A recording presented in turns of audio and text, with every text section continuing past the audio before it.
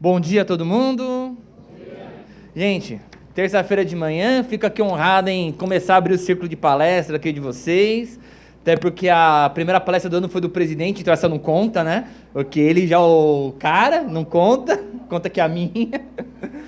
Brincadeiras à parte, aqui é um prazer estar aqui com vocês. Eu sempre costumo dizer, né, que a OAB é a minha casa de verdade, mas aqui eu me sinto mais em casa até, né? Tão bem recebido que eu sou por todos vocês e só até agradecer aqui a presença de vocês, que é por vocês que eu estou aqui.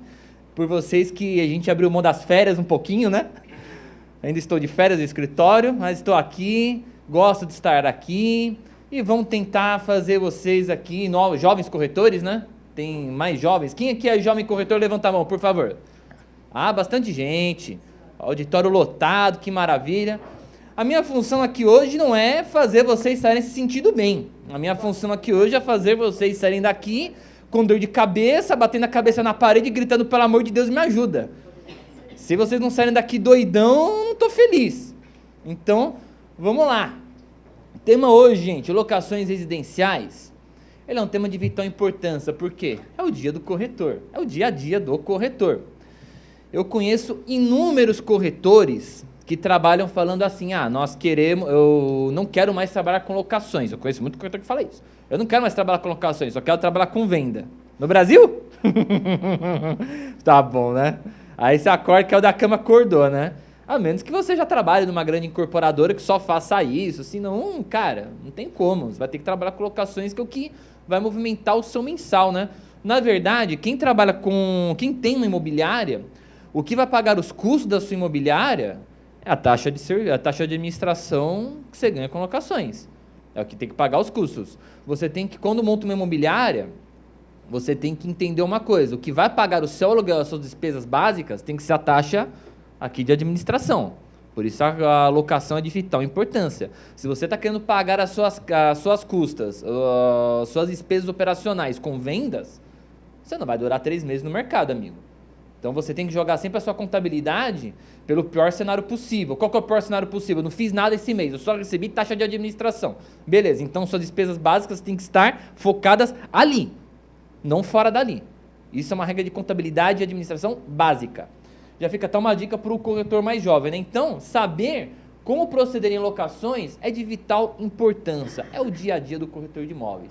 Por isso, quero começar a deixar todos aqui loucos, com a cabeça fervendo, pulando que da janela de doideira. Vamos lá, vai sair daqui, todo mundo vai tomar Rivotril hoje. Primeira coisa, eu quero fazer uma pequena distinção entre locação e compra e venda. Nossa, o palestrante está descobrindo a América, né? Venda, locação. Calma, vamos ver aqui conceitos por conceitos. Quando eu falo em locação, eu estou falando da transferência da posse de um bem por um lapso temporal mediante remuneração. E a venda, eu transfiro a propriedade de um bem mediante preço. Então, eu tenho aqui duas situações. A posse e a propriedade. Por quê? Quando eu estou falando entre locações e vendas, um ponto, eu estou transferindo a propriedade, a titularidade de um bem. Não sou eu mais titular de um bem, eu estou passando o bem para um terceiro. Ó, não precisa tirar foto, quem quiser, depois no final vai ter um e-mail. É só me pedir que eu mando o slide, tá bom? No final da aula. Fiquem tranquilos. E quem quiser também fazer pergunta aqui no meio, não precisa esperar até o final não, pode estar fazendo, tá? É o que eu estava falando mesmo? Ah, tá. A locação, a venda, então eu transfiro a propriedade de um bem definitivo para a pessoa, mediante um preço. Por que eu falo mediante um preço? Porque eu tenho que ser remunerado para isso, senão não é venda. Se eu transfiro a propriedade de um bem a título gratuito, é venda? É doação. Já uma outra situação jurídica, é um outro contrato, são outros artigos no Código Civil que trazem. Agora, se eu falo da locação, eu estou transferindo o quê? A posse de determinado bem. Posse e propriedade são coisas diferentes. Isso por quê? Eu tenho a posse deste passador aqui. Por que eu tenho a posse dele? Não, porque eu estou segurando ele. Eu estou aqui com ele na minha mão, estou usando. Agora, eu passo ela para você. Quem tem a posse dele agora? Você, porque você está com ele. Agora, quem é o proprietário dele? O Cresce. Essa é a diferença de posse e propriedade. O proprietário dele é quem pode realmente se desfazer dele de fato. Quem está usando tem a posse da coisa. Então, uma coisa é eu transferir a posse de um bem por um determinado tempo. Outra coisa, eu transferir a propriedade de um bem, que essa não vai ser por um tempo, essa vai ser definitiva. Eu tenho os direitos da propriedade, que é gozar, usar, dispor e fruir. O direito da posse é usar, gozar e fruir, não dispor. Então, a partir do momento que eu posso usar da coisa, eu posso gozar da coisa e posso fruir da coisa, eu estou com a posse da coisa. O direito de uso é uma coisa ainda mais limitada. Eu só posso apenas usar a coisa, mais nada. Entendeu? Essa é a diferença. Então, quando você está fazendo uma locação, não é o direito de uso. Efetivamente, você está transferindo a posse da coisa. Tanto é verdade que o direito de posse, doutor, ele prevalece sobre o direito de propriedade. Ou seja, se eu sou proprietário, você é meu inquilino, e eu estiver conturbando o seu uso de posse, você pode entrar com uma ação contra mim. Porque você está defendendo o seu direito de posse. Então, a locação, ela não é direito de uso, ela realmente é direito de posse. Vamos aqui prosseguindo, feitas essas considerações, para a aplicação da lei de locações. Onde que se aplica aqui, de fato, a lei de locações? Por quê? Eu conheço muito colega que não sabe exatamente como que se aplica a lei de locações. Por quê? O colega fala assim, mas aqui está previsto no Código de Defesa do Consumidor. Pelo amor de Deus, não fala uma coisa dessa que eu quero entrar em pânico. Ou então, pessoas que quando tem algum problema, dizem assim para o inquilino, para o cliente, olha, você tem que se socorrer aqui na lei de locações, não sabe nem o porquê. Vamos ver. A lei de locações, vocês devem ter aprendido no TTI, que é a lei 8.245 de 91, e no próprio artigo 1º dela, ela já diz que a locação de imóvel urbano se dá pelo disposto nessa lei. Ou seja, a locação de imóvel urbano. Pergunta, locação de imóvel rural se trata pela lei de locações? Não. A lei é clara, locações de imóvel urbano. Parágrafo 1º, continuam regulados pelo Código Civil e pelas leis especiais as locações de imóvel de propriedade da União, Estado, Distrito Federal, município, autarquias e fundamentações, ou seja, o poder público pode ter um imóvel próprio e alugar? Pode, mas como eu estou lidando com uma relação entre o poder público com o particular, ele sai da relação do direito civil, que é a lei de locações, é uma relação de direito civil, uma relação que trata entre relações em particulares. Quando estou tratando aqui, eu estou falando de uma relação de direito público, do particular com a administração pública. Então, uma lei específica para isso. Vagas autônomas de garagem, espaço de estacionamento de veículos. O que determina, em primeiro lugar, primeiro plano, num condomínio, se pode haver locação de vagas de garagem? Não, o que determina? Estatuto do condomínio. Ponto positivo. Acabou de ganhar uma estrelinha no caderno. Estatuto do condomínio. Convenção do condomínio. Então, a norma interna do condomínio ela é soberana. Se está dizendo na norma interna do condomínio que não poderá haver locação de vaga de garagem, meu amigo, não queira inventar moda. Não dá para você querer inventar moda. É o que mais tem no Brasil, né? Imagina, bom dia, doutor. Eu falei que eu não ia começar a palestra até o senhor chegar. Dizem que aqui no Brasil, então, quase essas coisas não acontecem, né? Nunca acontece. O pessoal querer fazer uma coisa que não está na convenção do condomínio. Está descrito lá que não pode ter locação de vaga de garagem, a pessoa quer alugar. Imagina, aqui no Brasil não tem isso, né? Isso é coisa lá do Canadá. Opa, acho que eu apaguei aqui. Agora voltou. Espaços destinados à publicidade. Você tem leis específicas para isso, outdoors. Não se aplica a lei de locações naqueles espaços destinados.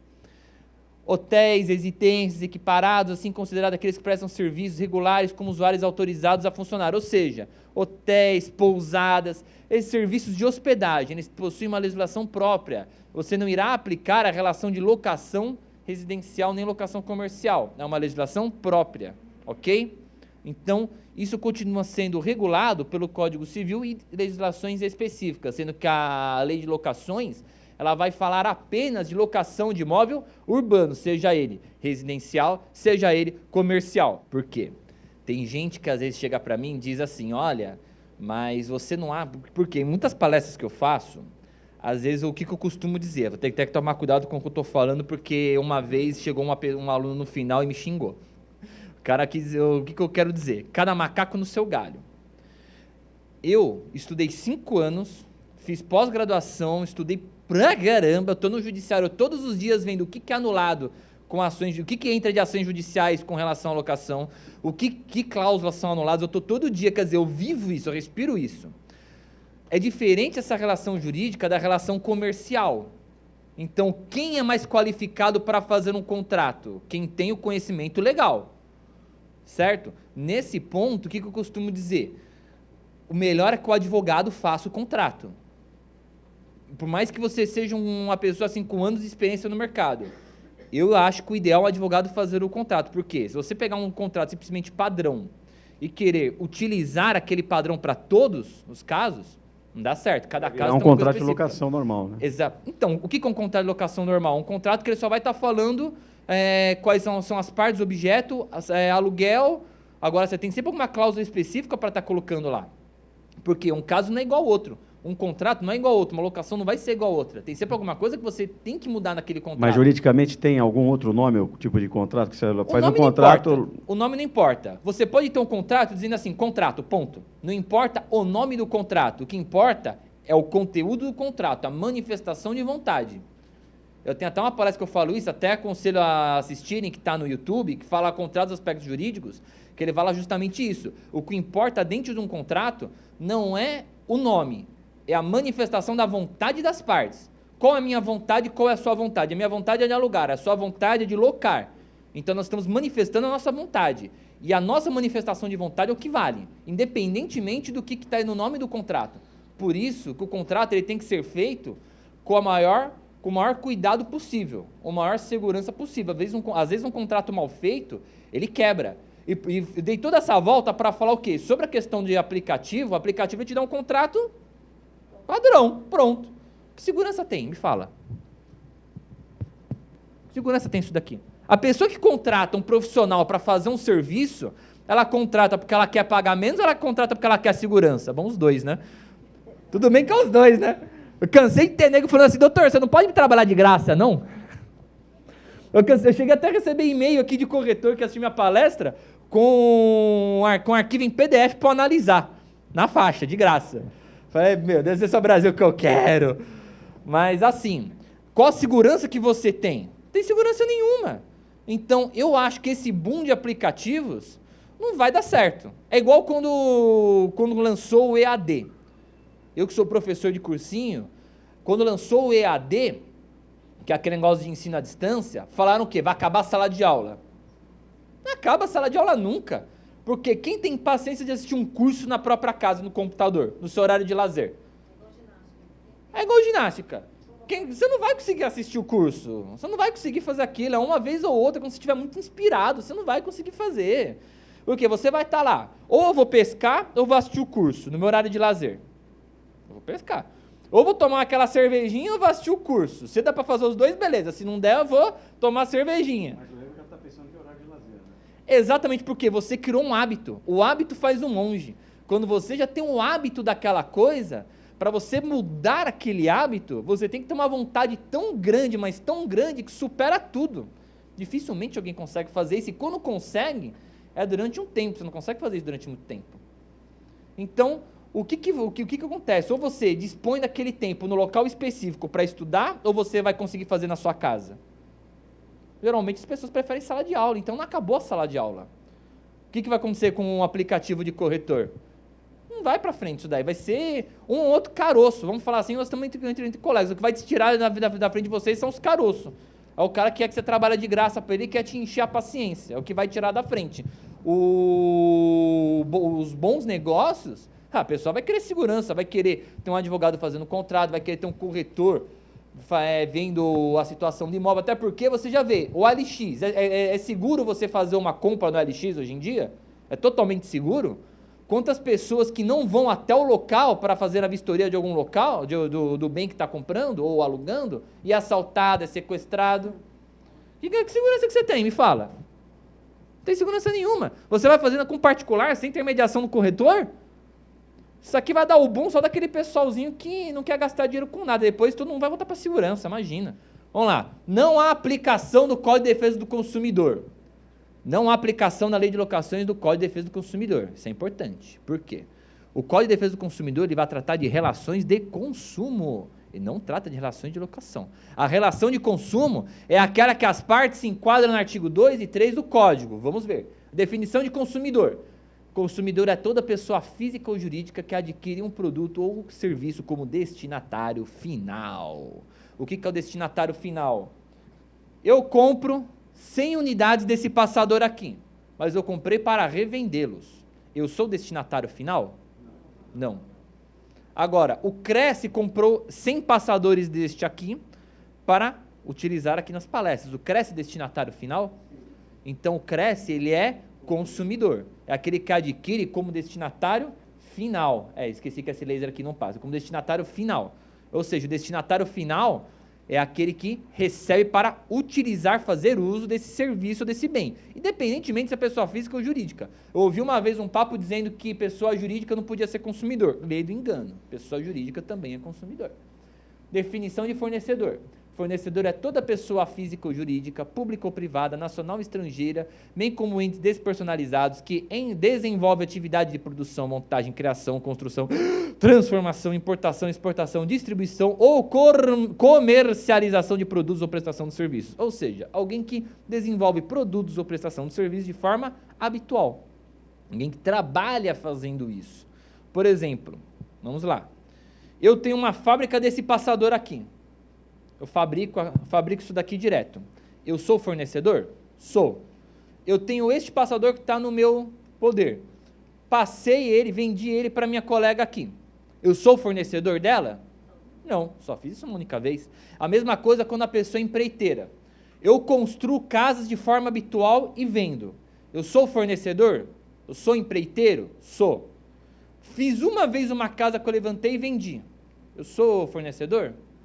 Então, o que vai mostrar é, eu tenho um consumidor, eu tenho um fornecedor. Se eu tiver os dois, eu tenho uma relação de consumo.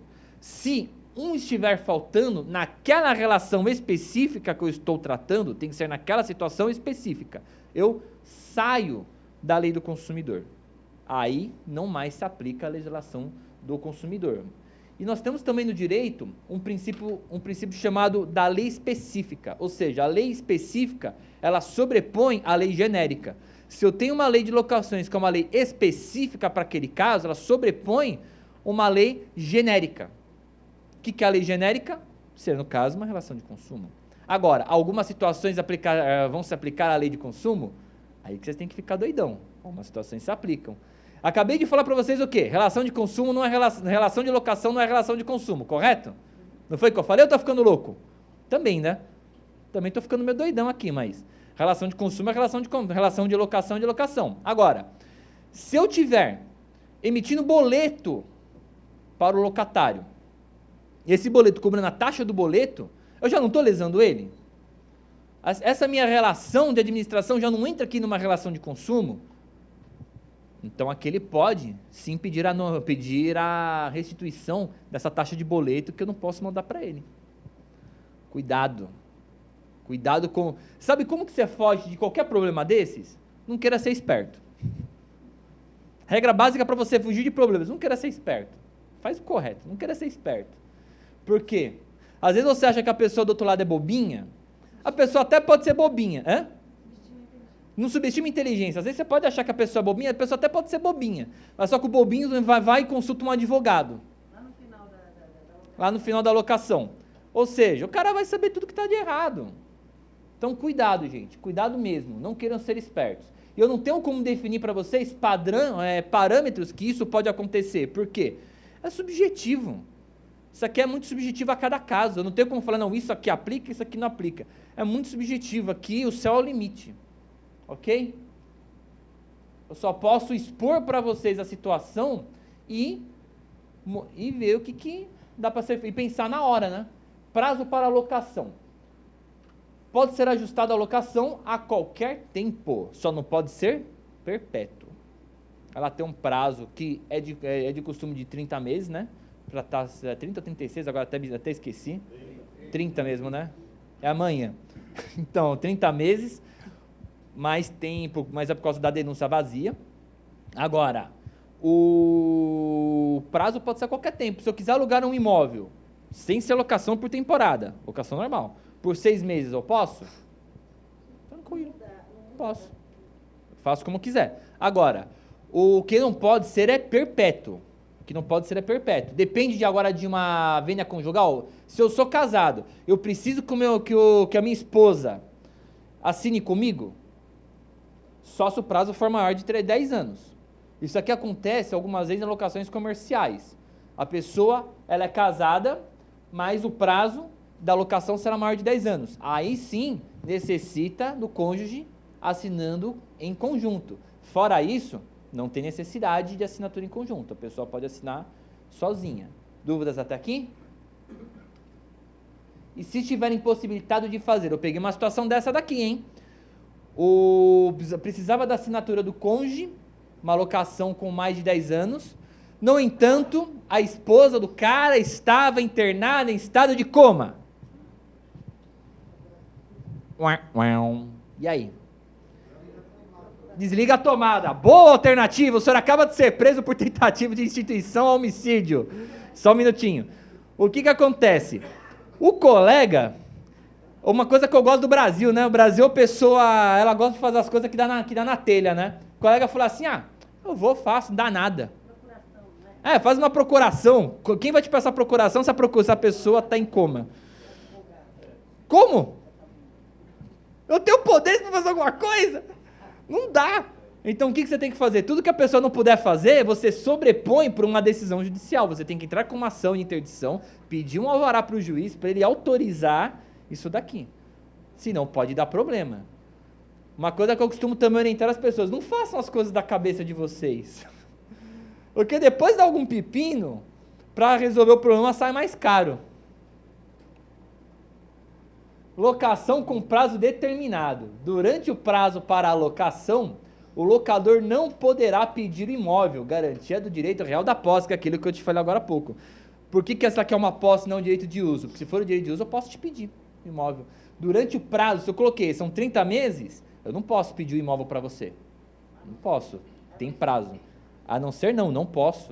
Então, o inquilino, ele tem um direito de posse preservado. Ou seja, ele vai estar na posse daquele imóvel e o proprietário não pode tirar isso dele. A posse dele é tão sagrada, mas tão sagrada, que o proprietário não pode interferir na posse dele. Agora, o inquilino, ele pode, a qualquer momento, pegar e devolver o imóvel, contanto que ele pague a multa. Mas aqui tem alguma cláusula que diz que ele não precisa pagar multa. Aí é outra história. Aí são outros 500. O que eu tenho que preservar, que eu estou falando que eu não posso ter, ou pelo menos se eu tiver vai dar porrada judicial, vai dar treta, eu tenho uma cláusula dizendo que a qualquer momento o locador pode pedir o imóvel dentro desses 30 meses, dentro do prazo determinado. Isso aqui dá porrada. Ainda que ele pague multa, isso aqui dá porrada. Porque, tá no contrato, o inquilino entra com a ação.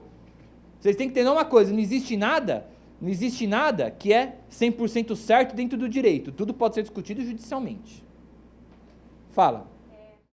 O contrato tem 30 meses, tá? Então, o locador não pode pedir, o inquilino ficou.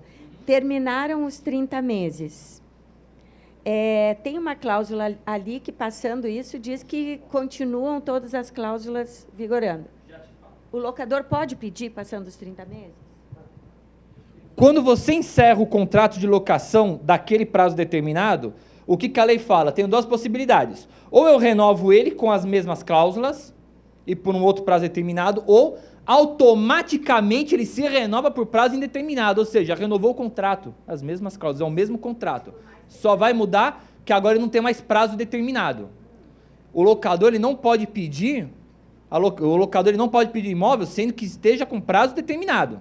Normalmente tem um prazo para o inquilino se manifestar. Sim. Agora, se passou o prazo determinado, ninguém se manifestou, ninguém se manifestou, tá valendo, renova-se automaticamente pelo prazo determinado. Por quê? Isso aqui se chama renovação tácita. Tá por prazo indeterminado? Pode. No caso de concluir os 30 meses, e ele se for renovando automaticamente ambas as partes não se manifestarem, existe uma lei que eu queria confirmar com você, que se esse prazo se estender nos 5 anos, se ele bater nos 5 anos, que isso se renova por mais 5 anos. Ou seja, se ele ficar no imóvel por 5 anos, ele passa a ter direito a ficar mais 5 anos. Isso é verdade ou não? Não. Não. Isso aí não existe nada que fala que se ele ficar por 5 anos, quando você renovar, vai se renovar por 5 anos, que se renova-se por prazo igual. Isso aqui você tem uma coisa parecida na locação comercial, você tem uma coisa parecida, que é para garantir aqui o direito de ponto. Mas aqui vai fugir completamente da nossa palestra, mas eu até te adianto que você tem uma coisa parecida na locação comercial, mas dizendo assim, na locação residencial, você tem 5 anos, se fica mais 5, isso não existe não. Gente, vamos lá, vou até fazer isso mesmo, que senão a gente já passou bastante tempo aqui, e eu não estou nem no final, nem na metade da palestra ainda. A cláusula penal, então, é a cláusula de multa que nós colocamos pelo um descumprimento contratual. Vejam, se eu tenho um contrato, esse contrato está sendo descumprido, eu preciso punir a pessoa que está descumprindo o contrato. Como eu faço essa punição? Mediante a cláusula penal. Isso aqui é uma coisa bem bacana. Vamos primeiro aqui ver o conceito, né? No caso de infringir alguma das cláusulas do contrato, a cláusula penal é fixada de comum acordo entre as partes. Então, a cláusula penal, ela é fixada em contrato. Atenção! Tudo aquilo que não estiver escrito no contrato será aplicado subsidiariamente à legislação. Ou seja, se eu não coloquei nada de cláusula penal no contrato, então quer dizer que não tem cláusula penal? Não, significa que eu vou aplicar a lei de locações, que fala o quê? A multa é de 3 meses. Certo? Artigo 4 da lei de locações diz o quê? Durante o prazo estipulado, para a duração do contrato, não poderá o locador reaver o imóvel locado. O locatário, todavia, poderá devolvê-lo pagando a multa pactuada proporcionalmente ao período de cumprimento do contrato ou, na sua falta, a que for judicialmente estipulada, a parte que foi alterada. Entretanto, diz que o parágrafo único desse artigo, o locatário ficará dispensado de pagar a multa se a devolução decorrer de transferência do seu local de prestação de serviços determinada pelo seu empregador. Não se aplica por motivo de transferência, início do próprio proprietário, devendo comunicar por escrito prazo de 30 dias de antecedência. O que acontece, gente? Se eu tiver que fazer aqui qualquer problema no contrato, a multa se eu tiver que reaver, que devolver, o imóvel ou o inquilino, a multa pactuada é proporcional ao período faltante. Aqui alguém que sabe como fazer aqui o cálculo da multa? Quem não sabe vai aprender agora. O tempo faltante. Pensamos, a multa aqui de 3 aluguéis, o aluguel é de R$1.000. Faltam 10 meses. E o contrato é de 36 meses. Como é que você faz? Soma-se tudo, divide o valor pelo tempo faltante e o resultado multiplicado pelo tempo faltante. Então, 3 meses de aluguel, quanto que dá? R$3.000. R$3.000 dividido por 36 meses dá R$ 83,34 por mês. Ou seja, cada mês que tiver faltando para terminar o contrato, a multa vai ser equivalente a R$ 83,34. Basta você pegar e multiplicar pelo tempo faltante, dá o valor da multa. Dúvidas? Alguém até aqui? Se alguém tiver a dúvida sobre daqui, levanta a mão. Ninguém? Então aqui é fácil. E o que eu quero dizer sobre a multa? Por isso que eu não completei o último slide, vou complementar agora, o que eu queria falar. A multa ela é aplicada, nós estamos pensando na aplicação de multa apenas quando o proprietário, o inquilino, quer entregar o imóvel. A multa ela pode ser aplicada toda vez que houver um descumprimento de uma cláusula contratual. De ambas as partes. Por exemplo, eu tenho um inquilino que ele está num condomínio que não pode ter barulho, o inquilino adora fazer barulho. Eu não digo nem cachorro, eu já vi um inquilino que ele morava num apartamento assim de 8 por andar, o filho dele adorava andar de skate no corredor do apartamento. Tinha hora, ele queria curtir a vida loucamente, fumava narguilé lá no corredor, na passagem, chegava na porta do outro apartamento, botava uma caixa de som lá, ficava tum, tic, tum, tic, tum, tic, tum, tic, tum, andava de skate, isso daí não tinha hora para acabar não. E o que acontecia? Chegava o síndico, entra. Entra nada, mano, eu tô aqui, vai lá, coroa. E faço o que eu quero, aqui ninguém manda em mim. O que o proprietário fez? Multou. Porque o condomínio avisou, a multa chegou, né? Mas o que aconteceu? Multou. multou uma vez, pesou a multa, ele pagou a multa e continua a mesma coisa. O pai falou que é meu filho faz o que eu quero. Nós vamos ver daqui a pouco. O que o proprietário fez? Entrou com despejo. Pode? Pode. Está quebrando uma cláusula contratual. Quando você multa a pessoa, a multa geralmente pesa no bolso, dói, né? Dói. Então você pode multar sim o inquilino quando ele está quebrando alguma situação na locação. Até porque quem é o responsável, aqui fica uma coisa importante, quem é o responsável por algum prejuízo feito para apartamentos vizinhos ou imóveis vizinhos? O proprietário ou o inquilino? Ambos. Ambos, mas o proprietário também responde. Às vezes o proprietário ele tem o ledo engano de achar o seguinte, não, eu não respondo, porque eu coloquei lá meu inquilino, vocês vão se entender com ele. Ledo engano. É responsável também, em conjunto, eu posso cobrar o de um ou de outro. Responsabilidade solidária. Solidária. Então, cuidado. Às vezes você vê... Vamos ver daqui a pouco. Isso a gente vai ver daqui a pouco. Sobre os encargos nós vamos ver daqui a pouco. Mas o que acontece? Nos últimos slides vão estar isso daí. O que acontece? Qualquer problema que dá nos imóveis circunvizinhos, saiu de qual imóvel? Do meu, que sou proprietário. Eu respondo conjuntamente com o inquilino, cara. Essa lei consta na lei? Consta. Isso aqui você não vai achar isso na lei de locações, um artigo escrito, isso aqui. Você vai achar isso com toda a análise do Código Civil, que você vai ver responsabilidade em eligendo, responsabilidade em vigilando. Isso aqui é responsabilidade em eligendo e vigilando. O ordenamento jurídico, ele é extenso. Você não vai partir do direito simplesmente de uma cláusula contratual, você vai partir a análise de toda a extensão do ordenamento jurídico. Por exemplo, está no contrato que é o inquilino que vai pagar o IPTU do imóvel. O inquilino não pagou o IPTU do imóvel. Aí a fazenda municipal faz o quê? Pá! Execução fiscal. Execução fiscal em cima de quem? Do inquilino? Do proprietário. Aí eu faço o quê? Um embargo da execução fiscal, dizendo, não, mas no meu contrato está escrito que é o inquilino que tem que pagar, então o senhor cobre dele. Ah, tá. Pega o seu contrato, rasga ele e faz confete. Não serve aqui, cara. Ah, mas está no contrato. Você tem uma ótima ação de regresso para ingressar contra o inquilino. Você tem uma ótima ação de regresso para cobrar dele. Perante a fazenda municipal, faz confete, não serve para nada. Você é o responsável legal. Transferência do inquilino pela empresa, gera multa? Inquilino, isso aqui é uma coisa legal, acontece, hein? Vamos lá.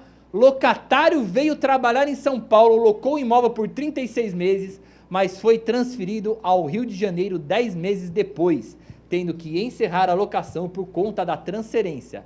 A multa? Aqui eu deixo alguém se manifestar. A multa ou não? Depende. Comprovar isso através de Gostei da palavra depende. Tudo depende nessa vida, né? Tudo depende. Então vejam, o cara foi trabalhar em São Paulo, ele tem uma locação de um imóvel, ele foi transferido para o Rio de Janeiro, depois por conta do trabalho, o empregador dele transferiu. Ele chegou e falou, olha, não posso mais continuar aqui que eu fui transferido. Tem multa? O que diz a lei? O locatário ficará dispensado da multa se a devolução do imóvel decorrer de transferência pelo seu empregador, privado ou público, para prestar serviço em localidades diversas daquela do início do contrato. Se notificar por escrito o locador com prazo mínimo de 30 dias de antecedência. Se ele vai fazer a prova ou não, é uma coisa entre eles, porque às vezes o locador, ele não exige a prova. Ele fala, olha, tá bom, você está me notificando? Não gostava de você mesmo? Para um favor que você me faz. Nem toda rescisão de contrato deve ser tumultuada, porque às vezes aquele inquilino não é um bom inquilino. Quando o inquilino não é um bom inquilino, ele chega de mão beijada para entregar o imóvel, você sabe que você pode rodar aquilo por um preço melhor e por um inquilino melhor, você vai ficar fazendo descarçado. Não, mas aqui você tem que ter notificação, porque aqui tem multa, meu. Deixa o cara sair que é melhor, bota aquele imóvel para rodar, aluga para uma pessoa melhor, um preço mais justo. Nem toda rescisão deve ser conturbada, somente se ela causar um prejuízo. Então aqui a gente usa um bom senso comercial. Agora, se o locador realmente, por conta da multa, e acontece muito, ele vai exigir, não, eu quero aqui a prova que realmente você está sendo transferido por conta do seu empregador. Ele tem que mostrar. Como ele faz isso? Às vezes um e-mail da empresa, isso aqui fica muito subjetivo. Uma carta da empresa, um diário oficial, alteração na carteira de trabalho, contrato de trabalho, um e-mail, uma carta de empregador, isso aqui independe. Mas alguma prova que demonstre realmente que a empresa está o transferindo para outra localidade, ok? Mas o importante é que ele notifique com 30 dias. Não basta ele chegar aqui e falar, daqui 15 dias eu vou embora. Não, você vai me dar 30 dias, amigo. Você vai me dar um prazo para eu saber que você vai sair daqui para poder já colocar para rodar esse imóvel aqui. Fazer vistoria, eu preciso botar esse imóvel para rodar. Então, eu não posso ficar desse meio tempo. Sublocação. É o contrato de locação entre locatários. Que beleza, esse é o Brasil que eu quero. Locatário faz contrato de locação com outro locatário. Certe-se parte do bem locado ou a sua totalidade para terceiros. Para que isso ocorra, é necessário que o proprietário permita ou não proíba. Apenas pode ocorrer se não houver a proibição. Por quê? A lei de locações ela já não permite a sublocação. O que acontece? Para você ter a sublocação, isso deve ocorrer, por escrito. O contrato está falando, pode ter sublocação, está permitindo. 2, há uma situação tácita. O contrato nada diz. Se o contrato nada diz, você aplica o quê? A legislação. A legislação fala que não pode ou pode ocorrer se não houver a proibição. Certo? Aí, o contrato não fala nada. Ocorre a sublocação. Neste tempo que ocorre a sublocação, o proprietário está sabendo, de forma oficial, está cientificado a sublocação, e ele faz o quê? Nada. Não se manifesta. E fica lá 1 ano, para 2 anos. Aqui não existe um tempo.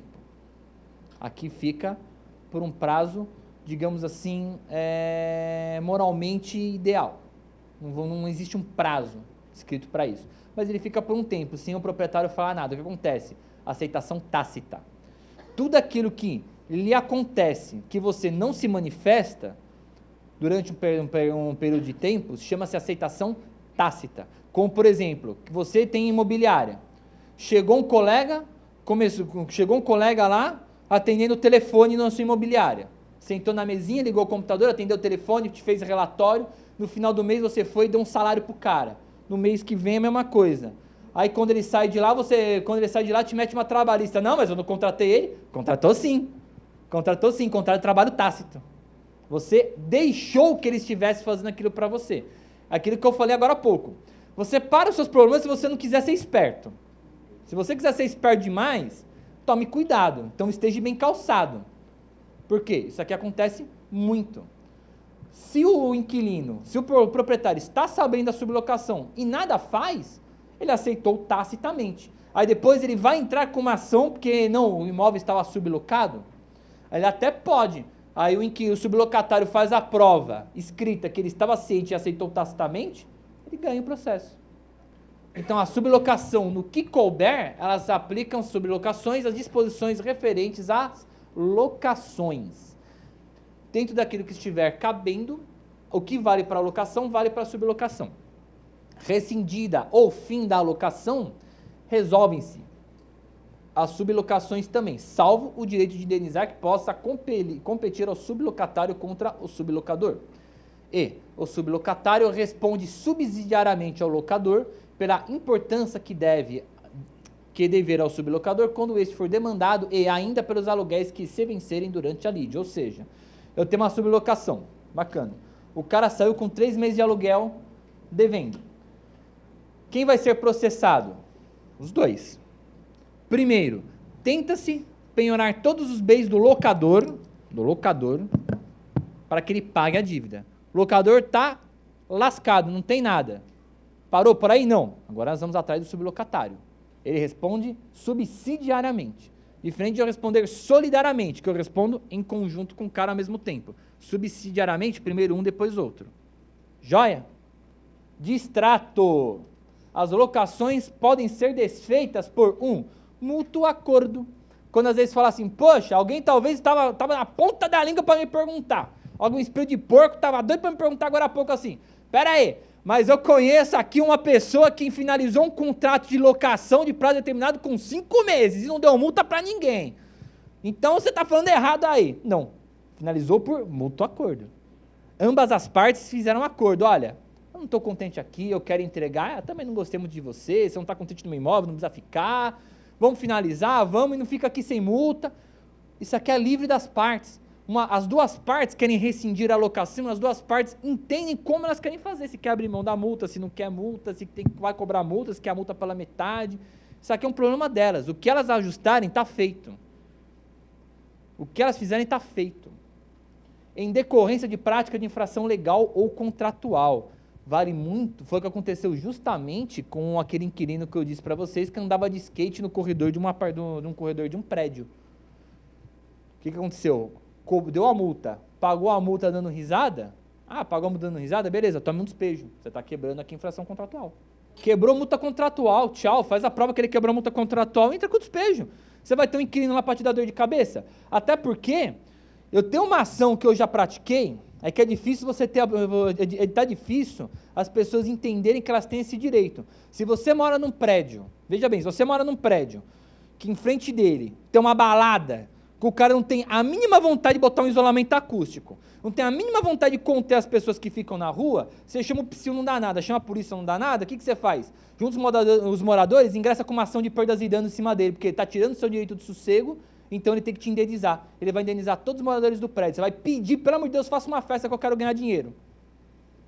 Foi o que aconteceu aqui. Os moradores ameaçaram de ingressar com uma ação indenizatória contra o proprietário do imóvel. Ele não, é contra o inquilino. Contra o proprietário. O juiz recebeu contra o proprietário, não deu a ilegitimidade de parte, mandou prosseguir o processo. Fez um acordo rapidinho. Fez um acordo aqui rapidinho, que ia ter que indenizar todos os moradores, os 8 apartamentos, mas alguns de baixo também estavam pensando em entrar com ação. Então, você vai se arrumar dor de cabeça? Tira o cara do imóvel. O problema, muitas vezes, do locador é que ele está recebendo aluguel, ele não quer saber da dor de cabeça que está acontecendo, ele não quer ter dor de cabeça. Se ele tem um intermediário, um corretor, qual que é a falha do corretor? Não passar isso para ele. Se você é corretor e está administrando, você é intermediário. Você tem poder de resolver? Resolver não, mas você pode passar, você tem que deixar a pessoa acompanhada do que está acontecendo. Ele tem que saber o que está acontecendo, certo? Ele tem que estar totalmente ciente disso.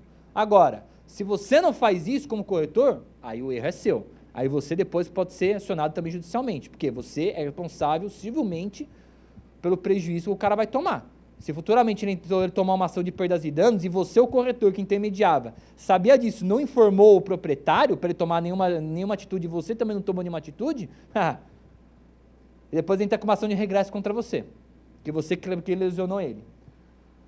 Em decorrência da falta de pagamento de aluguel e demais encargos. Não percam, em alguns instantes estaremos vendo sobre ações de despejo, mas adianta aos senhores que não existe prazo para entrar com despejo. Atrasou um mês, no dia seguinte eu entro com despejo no cara. Eu não preciso esperar atrasar 3 meses, não preciso notificar, não preciso fazer nada. Atrasou, cara, 30 dias não pagou, no dia seguinte eu já meto o despejo no cara. Sem erro. Ele tem que pagar? Sim, ele tem que pagar. Ele sabe, não tem. São prazos que a gente dá por uma questão comercial, uma questão de bom senso, bom costume. Eu não preciso dar um prazo pro cara para ele pagar, ele sabe que ele tem que pagar. Não pagou, tá inadimplente, toma despejo. Aí paga no processo, com honorários advocatícios, multas, etc. Para a realização de reparações... em decorrência... já falei. Para a realização de reparações urgentes determinadas pelo poder público, que não possam ser normalmente executadas, com a permanência do locatário no imóvel, ou, podendo, ele se recuse a consenti-las. Ou seja, eu preciso fazer uma desapropriação, por exemplo, ou eu preciso interditar aquela rua, eu não, né, a Defesa Civil, o Poder Público, precisa interditar aquela rua e precisa que o inquilino saia do imóvel. Você vai encerrar a locação de acordo com aquilo. Ele não pode estar mais no imóvel, é um caso, uma força maior, certo? Isso aqui causa a rescisão da locação. Agora vamos ver do despejo. Seja qual for o fundamento, adiantei demais, o fundamento do término da locação, a ação que o locador vai utilizar vai ser o despejo. Ou seja, não existe, gente, missão na posse, que é um serviço mais do advogado, mas é bom que vocês tenham esse conhecimento e saibam. Não existe emissão na posse para reaver imóvel locado, não existe reintegração de posse, não existe nada disso. É despejo, ponto. É só o despejo, não existe outra. E eu tenho 2 tipos de despejo. É o despejo ordinário e o despejo por falta de pagamento. O despejo ordinário é qualquer destas situações aqui, sem ser a do inciso 3. Que não seja do inciso 3. Qualquer outra situação que vai tirar o inquilino do imóvel é a ação de despejo ordinário. Aquele inciso, ela trata no despejo por falta de pagamento. Ok? E aqui entra uma outra situação legal. Em caso de morte do locador, proprietário, o que acontece? Se transmite a locação automaticamente aos herdeiros. Às vezes o inquilino fala assim, mas morreu o dono do imóvel. Legal, não precisa pagar aluguel para mais ninguém. O quê? No Brasil isso? Não, isso é coisa lá do Canadá, da Austrália, da Holanda, né? Aqui no Brasil, ninguém quer ser esperto aqui no Brasil. Imagina, isso é coisa lá da Europa, país de terceiro mundo lá, né? O que acontece? Nós temos aqui o chamado princípio de Saizini. É o princípio que diz que, artigo 1572 do Código Civil, aberta a sucessão, o que é aberta a sucessão? Morreu. Leu-se aberta a sucessão, entenda-se, morreu. Morreu, o domínio e a posse da herança transmite-se desde logo, ou seja, imediatamente aos herdeiros legítimos e testamentários. Você necessita de formalizar isso por questões jurídicas. No entanto, a posse já é transmitida automaticamente. Todos os herdeiros, eles geram uma coisa chamada condomínio sobre aquele bem. Se eu tenho uma casa e três herdeiros, os 3 herdeiros serão condôminos daquela casa. Então, os 3 estão lá. Agora, eu tenho 2 problemas nesse percalço. Primeiro, tive uma vez uma cliente que ela achou justamente isso que eu falei. O proprietário morreu, o único herdeiro que tem que estar lá nos Estados Unidos, não precisa pagar aluguel para mais ninguém. E ficou no imóvel. Continuou. Aí depois falou assim, chamou e procurou um advogado muito bom pelo visto, né? Tem colegas maravilhosos. Falou assim, fica aí, se qualquer coisa a gente entra com uma usucapião. E fez, tá? Gozado, a pessoa veio me procurar à época, eu falei, não existe usucapião. Eu orientei ela, como eu vou falar pra vocês agora. Não, você é um lixo de advogado, você não quer me ajudar. Aquele outro é bom, o outro lá tá resolvendo meu problema, né? Advogado bom, hoje em dia é o que resolve o seu problema, não é o que te orienta certo, né? Que beleza. Aí o que aconteceu? Passou-se algum tempo, o filho do cara voltou dos Estados Unidos, ingressou com uma ação de despejo, cobrando uma fortuna de aluguéis, pediu liminar de desocupação, caramba, tudo aquilo que ele tinha de direito com o peso da espada de Alá, e a pessoa fez o quê? Usucapião na defesa. Tá na rua, lógico, né? Tá na rua, lógico. Aí eu virei um bom advogado, aí veio me consultar o que podia fazer. Eu falei, entrega o imóvel, faz uma acordo de desocupação, cara, você não tem esse imóvel. Não, mas eu quero o meu imóvel. Mas esse não, Cristo, esse não vai ter nunca, mas nem que Deus queira. Então, esse é o primeiro ponto importante, gente. Morreu, o que você tem que fazer? Consignação em pagamento. Tem que fazer uma consignação em pagamento. Se eu tenho dúvidas a quem eu tenho que pagar. Veja, pagar uma dívida não é um dever, é um direito.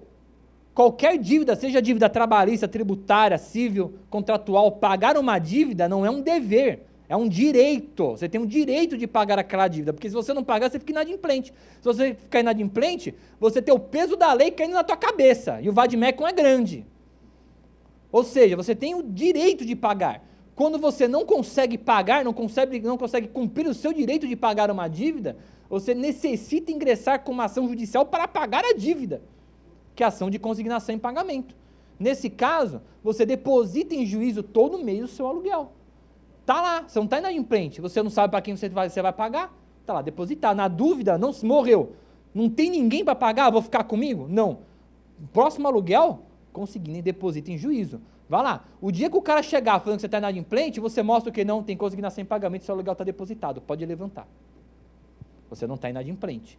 Então, a consignação, ela afasta a inadimplência. E uma outra coisa também que já me aconteceu, muito importante lembrar isso. Morreu, isso aqui é uma imobiliária que eu administrava, teve o seguinte problema. Morreu, tudo bem, os herdeiros não quiseram fazer inventário. Qualquer um pode abrir inventário. Qualquer pessoa. Inclusive, se você morreu e eu sou seu credor, eu posso abrir seu inventário também. Qualquer pessoa, viu? Não pensa que é... Eu já vi até o poder público abrindo o inventário para cobrar a dívida tributária. Qualquer pessoa é apta a abrir o inventário e depois se habilitar no inventário. O que aconteceu? A pessoa falecida, tudo bem, os herdeiros não quiseram abrir o inventário e eram acho que 3 ou 4 herdeiros, se não me engano. E estava no interregno, na constância da locação. O que a imobiliária fez? O cliente da imobiliária era o locador que morreu. O que a imobiliária começou a fazia sem me consultar? Até porque ela não tinha me contratado ainda na época. Ela passava para um dos herdeiros. Não, minto. Ela passava de igual para todos os herdeiros. Aí veio a pergunta, chegou um dos herdeiros e disse, não, a partir de hoje você vai passar só para mim e eu vou encaminhar para os meus irmãos. Aí ligou para um irmão, não, é isso mesmo, ligou para o outro irmão, é isso mesmo. E aí, faz? Eu tenho 2 situações. Ou venham todos os herdeiros aqui na minha frente e façam isso. Na verdade, até para você fazer a transferência por igual a todos, o ideal é, dia seguinte, venha todo mundo aqui, vamos assinar todo mundo com um aditamento ao contrato, colocando vocês da forma de pagamento tudo bonitinho. É o ideal. Não queira fazer da cabeça de vocês. Não, mas assim não dá nada. Não, dá sim. Dá problema sim. Vamos colocar aqui bonitinho como que vai ficar. Ah, mas ninguém quer fazer. Ótimo. Consignação em pagamento. Depositem em juízo o aluguel dos caras. Eles que se matem para receber. Porque aí depois, quando eles se habilitarem na consignação, já vai estar até resolvido como tem que ser feito o pagamento. Deixa eles se matarem. Deposita lá, deixa os 3 se matarem. Ou, qual a opção? Abre o inventário. Legal. Quem é o inventariante? Traga minha certidão de inventariante. Se você for inventariante, aí sim eu faço o repasse para você, guarda minha prestação de contas para futuramente apresentar no processo, se for necessário, e vai ser necessário. Mas aí sim eu posso pagar para o inventariante, a responsabilidade é sua de repassar para os herdeiros e administrar os bens de espólio. Aí é outra situação.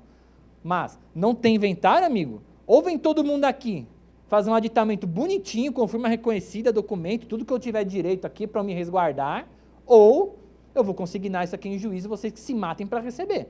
O que você, corretor, não pode fazer é fazer da sua cabeça. Falar, não, vou depositar aqui, é todo mundo parça, todo mundo amiguinho, né? Não dá nada. Aí depois, o primeiro que entrar com a ação judicial, você vai ver o amiguinho.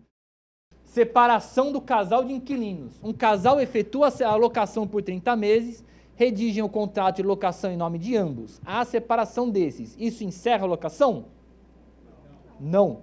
Por que não encerra a locação? Porque a locação continua em nome do cônjuge permanecer no imóvel. Eu preciso fazer aqui um aditamento? Não necessariamente. Se você puder fazer um aditamento, melhor. Mas eu estou impossibilitado de fazer um aditamento contratual por N motivos. Não tem problema, a lei já especifica.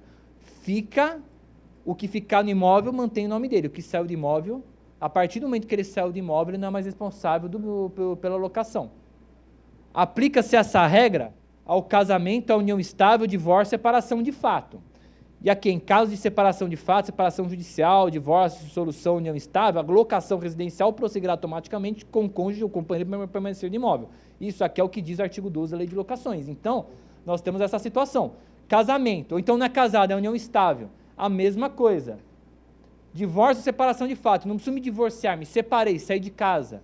A mesma coisa. Agora, nós estamos também num tempo moderno que futuramente vai chegar na sua imobiliária um casal homossexual que se separaram e um ficou no imóvel.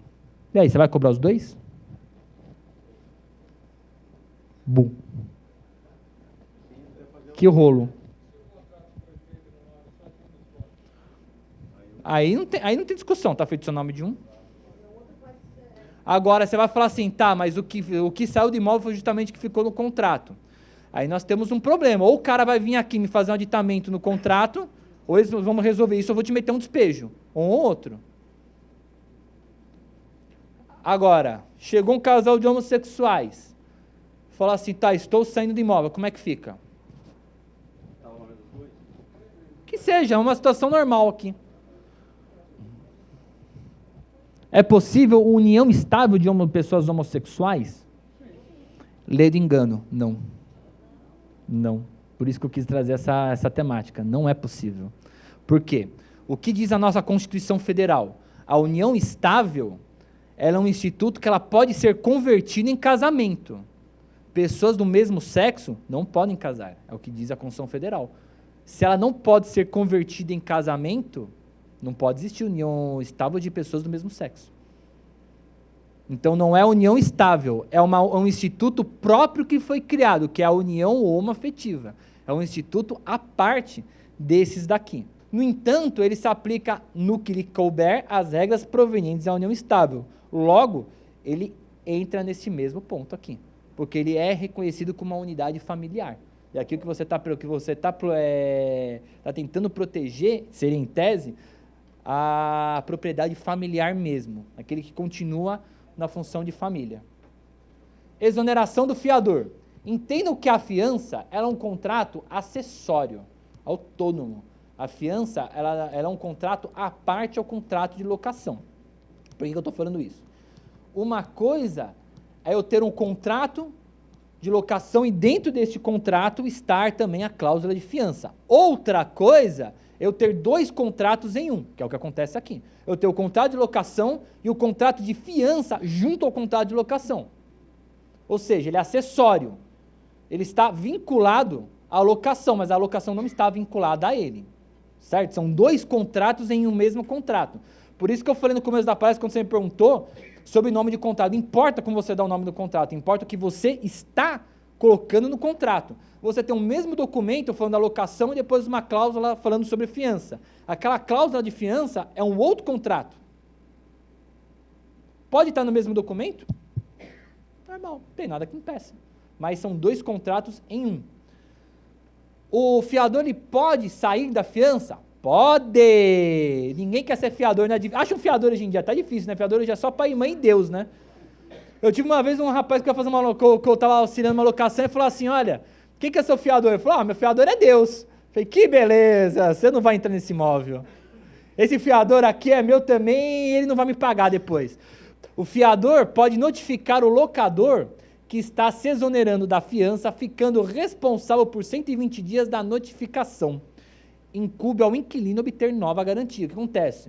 Ele vai, notifica todo mundo, olha, daqui 120 dias eu estou me exonerando, estou saindo fora, não quero mais. A partir desses 120 dias, o que acontece? O contrato está sem garantia. O contrato está sem garantia. 120 dias da notificação, ou seja, aquele inquilino bem sangue ruim, né? Ah, você está saindo da fiança? Não pago mais o aluguel a partir de hoje. Pode acontecer, durante 120 dias ele vai ficar responsável pelo aluguel do inquilino. Esse é sangue ruim. Esse é sangue ruim, mas eu já vi acontecer. Eu já vi acontecer uma vez, um inquilino ficar com muita raiva do locador, chegar, ligar na imobiliária e falar assim, ó, sair do imóvel, o imóvel está lá aberto, vai lá. E, onde você está? Estou aqui na Bahia. Tchau. Está lá aberto, a chave está na porta, tá tudo lá. Aí o corretor saiu que nem louco, né? Pelo amor de Deus, o imóvel está aberto, eu não estou nem sabendo. O cara saiu de repente, do nada. Chegou lá, o inquilino, legal pra caramba esse cara, né? Ele comprou latas de esmalte sintético preto e tacou em todas as paredes. Que raiva, hein? Que raiva, hein? Aí você vai cobrar o cara sumiu, o cara tá na Bahia. Cobra o cara lá. Você não vai cobrar, você não vai achar ele nunca. Você não vai achar ele nunca. Tudo que o cara já está orientado, tudo que ele tem tá no nome de terceiros. Acabou. Fica com preju. Não tem como. Então, agora, se passou esse tempo, tá tudo certinho, e o inquilino continua lá, pagando seu aluguel, o que acontece com o contrato? O contrato está sem garantia. Temos duas situações neste caso. Primeira, o contrato não pode ficar sem garantia, portanto, há uma quebra de cláusula contratual, dando ensejo à ação de despejo e à rescisão contratual. É um direito do proprietário. Eu não quero que esse contrato perdure sem garantia. Você não me conseguiu outra garantia, acabou, meu amigo. Pode ser desse imóvel que eu quero ele. Ele vai entrar com despejo. Segunda situação. Passou, não consegui, eu inquilino, não consegui garantia. Eu, proprietário, gosto muito de você, tê-lo como inquilino é uma satisfação, então pode continuar neste contrato, nossa locação sem garantia. E se existe algum tempo, veja, é tudo subjetivo. Por quê? Uma vez que passou 120 dias, o inquilino não conseguiu outra garantia contratual, ele já está sem garantia no contrato. Se passou 1, 2 meses, o proprietário deixou, não está fazendo nada, possa entender que ele está tacitamente autorizando a locação sem garantia. Isso aqui é muito subjetivo. É muito subjetivo mesmo. Não há nenhuma cobrança do inquilino, não há nada. Está totalmente sim, a Deus dará. Isso também cuidado com o corretor de imóveis, viu? Cuidado com o corretor de imóveis. Houve exoneração da fiança. O proprietário contratou você para administrar os bens dele. O que acontece? Ele está contando com você, cara. Você que está administrando os bens dele. Ele não vai meter a mão na massa. Ele não vai ficar te ligando falando, oh, e aí, como é que você resolveu lá? Se você comeu bola, deixou muito tempo sem nada, e ele conseguir entender judicialmente que há uma renovação tácita disso daqui, você gerou um problema para o seu cliente, você vai ter que indenizar o seu cliente. Mais uma vez, tem uma palestra minha que está no YouTube que fala sobre a indenização do corretor de imóvel. Não, a responsabilidade civil. Dê uma olhada. Imóvel vendido durante a locação. Obrigação do proprietário de notificar o inquilino para comprar nas mesmas condições. Isso é o direito de preferência. O direito de preferência ele é mal exercido, porque ele é mal entendido, às vezes, pelos corretores e pelas pessoas que vendem o imóvel. Por quê? O direito de preferência não é, eu tenho a minha amiga aqui que é minha inquilina, eu vou vender o imóvel para ela, ou então quero vender meu imóvel por R$200 mil. Eu mando uma carta para ela falando assim, estou vendendo meu imóvel por 200 mil, quer comprar? Ah, não quero, beleza, agora estou autorizado a vender. Não é assim. Como que funciona o direito de preferência? Se ela é minha inquilina, ela tem a preferência na compra de imóvel, certo? Se ela tem a preferência na compra de imóvel, quer dizer que não importa a condição que eu tenha, ela tem a preferência de comprar nas mesmas condições. Por exemplo, eu quero R$200 mil.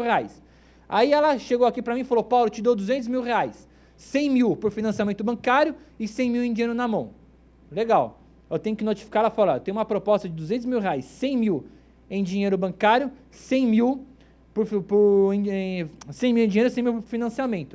Você pode fazer igual ou melhor? Se ela puder, beleza. Se ela não puder, beleza. Vai para ela. Tem um prazo. Então, para 30 dias ou colocado aqui no contato. Ou a pessoa já diz na hora que não tem como. Aí você, fim do prazo. O prazo que você coloca é uma aceitação tácita, uma notificação tácita dizendo que não pode, que não vai fazer. Então, isso é o direito de preferência. Ah, então quer dizer que a cada proposta tem que notificar um inquilino? É isso mesmo, a cada proposta tem que notificar o inquilino. Por quê? Se eu não notificar o inquilino, o que acontece? O inquilino pode ingressar com uma ação judicial futuramente anulando minha compra e venda. E ele comprando o imóvel. E o que acontece? Gerou um dano para a pessoa que comprou o imóvel primeiro. Quem vai repor o dano da pessoa? Tem que devolver o dinheiro e pagar perdas e danos para ela, tá? O que acontece? Quando você entra em cassação, o cara vai ter que comprar o imóvel.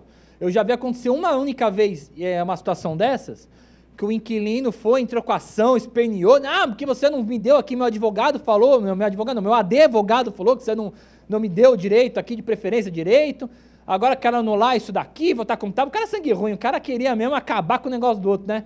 Aquele cara que acha que acordou com o pé esquerdo lá. Aí o cara entrou com a ação, o que acontece? O juiz, na própria audiência de conciliação, falou, então o senhor vai ter dinheiro para comprar o imóvel. Não tem dinheiro para comprar imóvel. Perdeu litigância de má-fé, ato tentatória, dignidade da justiça e todo o rigor da lei. O advogado foi representado no OAB também.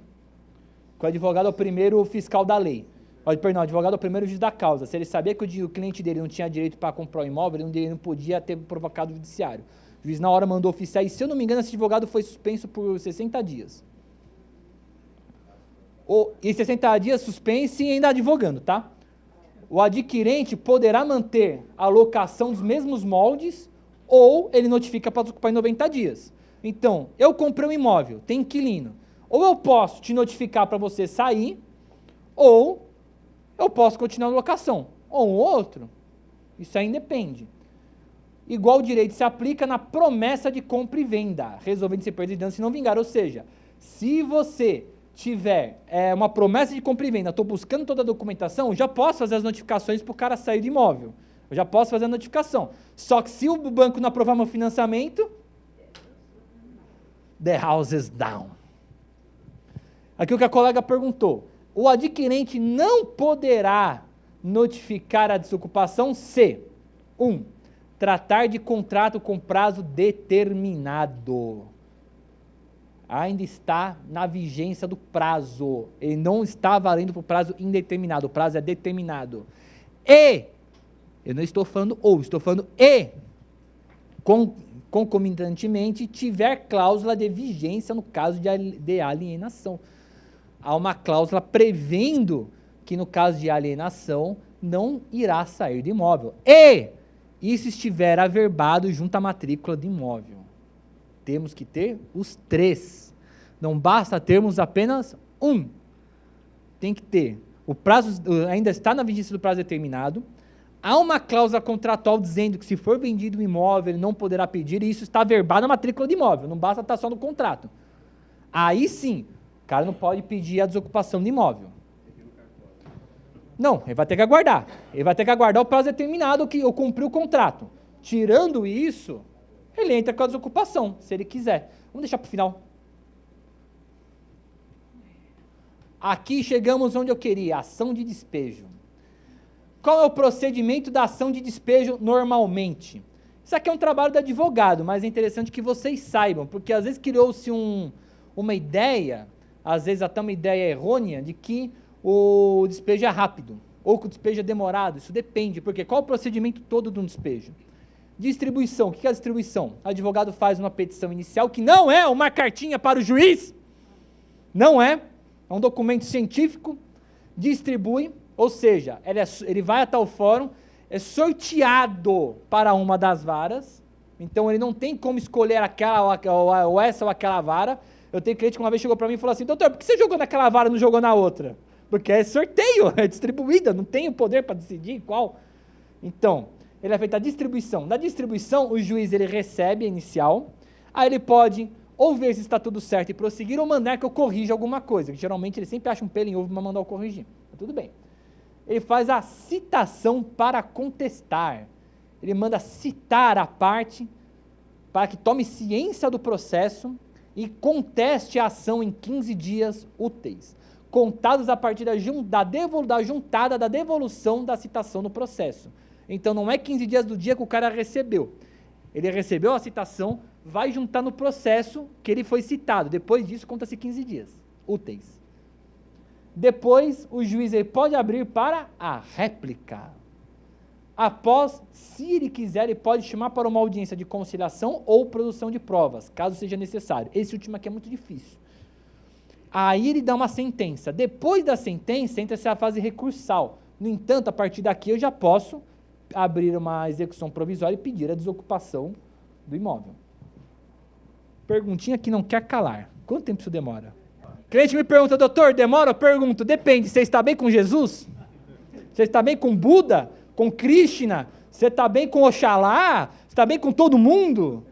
Porque isso daqui vai saber. Eu já vi isso daqui demorar 3 meses, já vi isso daqui demorar 2 anos. Depende. Por que depende? Depende da vara que cai, depende de muitas coisas. Às vezes você está numa vara que todo mundo é acelerado, não tem um acúmulo de serviço grande, tem funcionário suficiente que dá conta do serviço, daqui é rápido. Às vezes você cai numa vara que todo mundo já está mais lento, todo mundo já está... Dá um acúmulo de serviço muito grande, uma vara sobrecarregada. Então isso aqui vai demorar, depende muito. Até porque, entendamos uma coisa, não é que o judiciário é lento. Atenção, é porque uma vara tem 50 mil processos para 4 funcionários atenderem. E um juiz julgando. Não é que o judiciário é lento, o acúmulo de serviço para poucos servidores. Não é que ele é lento, é que efetivamente é sobre-humano o trabalho deles. Agora, quando não há garantia na locação, por isso que eu falo, foi alguém que me perguntou sobre garantia, né? Eu tenho um imóvel locado que eu deixo ele sem garantia. Por quê? Justamente por conta disso. Eu aconselho todos os meus clientes, dependendo muito do cada caso, lógico, mas a deixar a locação sem garantia. Por quê? Quando não há garantia na locação, como é que funciona o processo? Você distribui, pede uma liminar para desocupação em 15 dias. Ele é intimado, se o juiz deferir, ou o juiz ele pode indeferir ou não deferir. Se ele não deferir, prossegue-se isso daqui. Se ele deferir e falar, não, aceito a liminar, ele é citado aqui para desocupar em 15 dias e depois ele contesta. Geralmente eles nem contestam mais, né? O que é mais rápido para tirar o cara de imóvel aqui? Sem garantia. É lógico, se eu tiver aqui com a garantia, se eu tiver sem garantia, eu vou ter que fazer o que diz a lei aqui. Cadê? Ó, inciso 9. Estando o contrato desprovido de qualquer das garantias previstas no artigo 37, cadê aqui? Parágrafo 1º. Conceder-se-á liminar para desocupação em 15 dias, independentemente da audiência da parte contrária, Desde que prestada a caução no valor de 3 meses de aluguel. Na ação por despejo por falta de pagamento, estando desprovidas as garantias. Legal. Então, nesse caso aqui, eu tenho que pegar o valor do aluguel, depositar como garantia do juiz. Depois eu vou levantar. Mas a lei manda que eu deixe uma caução para evitar um prejuízo para a parte. Porque ela vai ser tirada do imóvel na marra para depois contestar. Se de repente ela tiver algum fundamento que o aluguel estava pago ou coisa do tipo, isso aqui incorre em perdas e danos. Por isso que eu tenho que ter a caução. A caução vai garantir pelo menos as perdas e danos dela, uma parte. Ok? Não, você está confundindo a caução do contrato, a caução aqui do que ele fala para eu poder entrar com essa ação. São coisas diferentes. O que a lei fala? Prestada a caução no valor de 3 meses do aluguel. Eu vou depositar em juízo 3 meses do aluguel para garantir que eu estou com total razão de tirar o cara liminarmente. Se ele sair do imóvel tudo certinho e for procedente a ação, eu levanto meus 3 meses com atualização monetária e está tudo certo. Tirei o cara do imóvel. Caso contrário, de repente ele está com a razão, isso daqui é revertido para ele.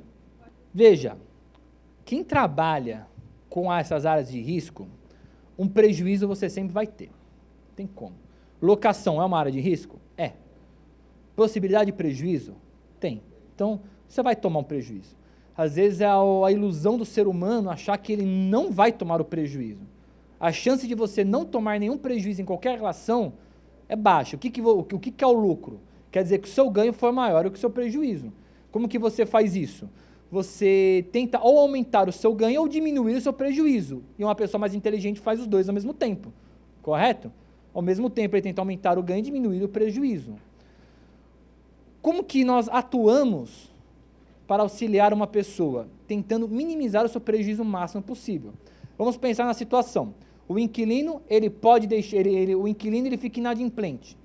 O que eu preciso primeiro? Cobrar ele? Posso cobrar judicialmente, a ação de despejo depois é convertida em cobrança. Fato. Como é que funciona a cobrança judicial? Só para vocês terem uma noção. Eu começo a perquirir bens do devedor. Então, primeiro, peço penhora na conta bancária dele. Dele. Ele tem dinheiro em conta? Não, geralmente não tem. Beleza. Mando oficial Detran para ver se ele tem carro no nome dele. Tem carro no nome dele? Também não. Eu mando oficial Aris para ver se tem casa no nome dele.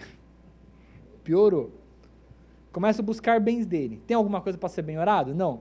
O juiz começa a mandar o despacho assim. Manifeste-se em 30 dias sobre prosseguimento da execução sob pena de arquivamento. Aí você fala, não, quero a penhora na conta bancária dele. Indefiro porque já foi dentada, foi infrutífera. Manifeste-se em 30 dias sob pena de arquivamento. Ou seja, o juiz já quer tirar esse processo da frente e mandar para arquivo. Se o cara não tem dinheiro para ser penhorado, ele não vai ser penhorado. Vai dar nada. Então, se a pessoa já é um devedor contumaz, que efetividade terá eu manter uma cobrança de aluguel em cima dele? Depende, há pessoas que às vezes o cara tem condições de pagar, tem fiador, tem garantia, depende da situação, mas se o cara é aquele peãozinho que ficou desempregado e tocou dane-se, falou, agora que se dane, vou ficar devedor, saio de imóvel, paciência, deveu 1 mês de aluguel. O cara já tá mais lascado do que, sei lá o que, eu ia falar que tá mais lascado que o Corinthians depois comprou o estádio, né? E olha que eu sou palmeirense, hein? Deca. Agora, como é que vai fazer? Você não vai receber do cara. Você não vai receber. Então, o que te importa mais? Tentar receber do inquilino ou tirar ele do imóvel e botar aquilo para rodar? Por favor. Eu quero tirar o cara rápido do imóvel, botar aquele imóvel para rodar e fazer dinheiro. Isso eu diminuo meu prejuízo. Agora, se eu tiver que entrar com a ação de despejo normal, ordinária, quanto tempo demora para o cara sair do imóvel? Gente, é o tempo que eu vou ficar sem receber aluguel. O cara vai utilizar a piscina do condomínio, o salão de festa. Às vezes o cara nem pagar o condomínio vai. E se for apartamento, se for casa, o cara às vezes não paga água, a luz. Eu já vi cara que não paga nem água nem luz. O cara bota jantar e a luz de vela, mas fica ali de frente na Eletropaulo. O cara ruim, não saio. Já vi. Destrói. Não te falei o cara que meteu o esmalte sintético preto nas paredes? Aí depois tira o esmalte sintético. Então, assim, prejuízo você vai ter. Agora, onde eu acho que é menor o prejuízo, dependendo da situação, estou falando, dependendo da situação, onde que é menor o prejuízo? Aqui com liminar, sem garantia, o cara, às vezes, em 1 mês, o cara já está saindo imóvel. Eu vou ter um prejuízo de 1 mês de aluguel. Não, nunca. Nem que Deus queira, nunca. E a lei já fala expressamente que não pode. Então, você tirar ele de imóvel, quando ele não tem garantia, é muito mais rápido. Em tese, é muito mais rápido, lógico. Eu abro aqui para um outro prejuízo maior? Eu tenho um cliente meu que o inquilino dele não tinha garantia, lógico. O inquilino saiu do imóvel do dia para a noite, assim, entregou a chave. Falou, cobra a multa contratual dele. O cara não tem dinheiro para pagar a multa contratual.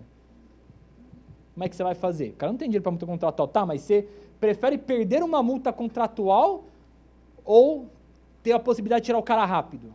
O proprietário do imóvel precisa estar formalmente ciente de que você está firmando um contrato sem garantia, sob pena de, se der algum problema, você ser responsável por isso. Como que funciona? Você explica para o proprietário. A partir do momento que ele está assinando um contrato sem garantia, ele está ciente. Mas só que você tem que mostrar o quê? Que você, como corretor, você está orientando ele e que ele está assinando sem garantia porque ele quer. A mesma coisa, eu vou vender um imóvel. Aquele imóvel que eu estou vendendo tem uma ação trabalhista. Eu posso vendê-lo? Tá, mas o inquilino quer comprar. E ele está ciente. Não. Uma cláusula no contrato. Está ciente o inquilino que está ciente o comprador que há uma ação trabalhista, assim, assado, foi orientado dos riscos e prejuízos. Você tem que mostrar que você fez o seu papel. Você orientou, você intermediou. Você tem que mostrar isso. Agora, independentemente, vai fazer um contrato sem garantia. A partir do momento que ele assinou o contrato sem garantia, ele aceitou. Agora, você tem que mostrar realmente, isso na questão das perdas e danos, que você orientou ele o porquê está assinando um contrato sem garantia. Isso, gente, não precisa nem falar, você vai fazer isso para qualquer coisa. Para qualquer coisa você vai ter que fazer, vai ter que mostrar que você está orientando a pessoa. Por quê? Qualquer prejuízo que você causar a ela vai querer te imputar essa responsabilidade.